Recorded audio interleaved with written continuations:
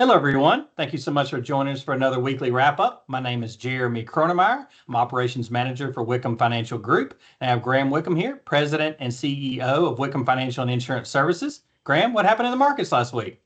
Yeah, thank you, Jeremy. Thanks for our listeners jumping on the call. We saw the S&P and the Nasdaq fall slightly, but we saw the Russell 2000 small cap gain.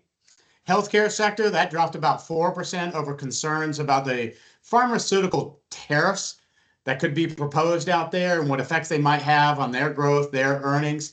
If we look at cryptocurrency, we saw Bitcoin surge about 6%, nearing about 104,000. We saw Ether jumping about 26%. Now, on the commodity front, we saw crude oil. That rebounded about 4% to about $60 per barrel. And gold futures rose a bit as well, 2.6% after some early week gains.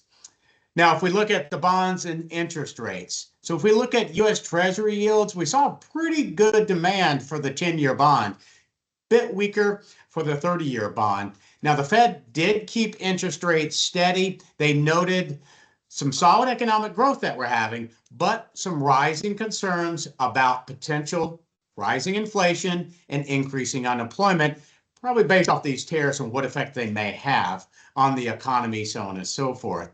So on the trade front, we did see the U.S. and U.K. trade agreement come out, and discussions to be held over the weekend in Geneva with U.S. and China. Now, the ISM services and PMI rose. That rose about 51.6. We did see prices paid hit a two-year high at about 65.1. Now, non-farm payroll productivity, that fell about 0.8%. If we look at unit labor costs, that increased to about 5.7%, up from about 2%. Now, globally, we saw China cut their benchmark rate to about 1.4% and their reserve requirement by 50 basis points. Exports to the United States, and that did fall about 21%, but their overall exports rose about 8% year over year. In the UK, we saw the Bank of England cut rates by about 25 basis points to 4.25, and that was accomplished by a pretty narrow vote, about 5-4. Now, coming into this week, we've bounced back pretty strong over the last three weeks. So we now have the S&P starting the week above a 200-day moving average. That's a key technical level to keep an eye on. Can we hold at that level and go above it, or are we gonna kind of break that and go below? That's what the market's kind of keeping an eye on right now.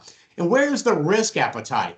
Over the weekend, as I mentioned, that U.S. and China were going to have their meeting in Geneva. They did. They came out with a tentative trade agreement, details to follow. But the market really took that as a huge positive and rallied really strong on Monday. So we are looking at the FOMC reiterating their focus on slowing demand and controlling inflation.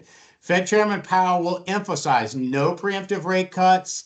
Tariffs are adding upward pressure to those prices, potentially leading to increased unemployment. Now, he is coming out. He's going to be speaking at a conference on Thursday morning, so I'm sure the market's going to be looking at what he's going to say and how he's going to say things and that effect on the market. Now, today, we did have CPI come out, and that came in a little bit lower. That was the lowest since 2021 at about 2.3%. So we are making some progress here, pretty good progress on inflation. So we still have a reasonably strong economy. Inflation has been coming down. Employment's still in check, even though it might moderate a little bit. Retail sales, they're expected to be flat. And then we still have some earnings to roll out, and this will set the tone for the consumer. We got Walmart earnings. And a couple more big ones is still to follow, but we're really at the tail end of this whole earnings season. Some other data that will be coming out will be like consumer sentiment, inflation expectations, Empire State, Philly Fed numbers, industrial production, housing starts, and housing permits to set the tone for the appetite for the consumer on homes here.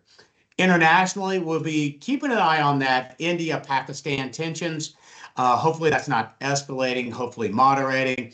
And we'll be looking at UK's monthly employment and GDP updates and Japan will be coming out with a Q1 GDP and monthly PMI numbers.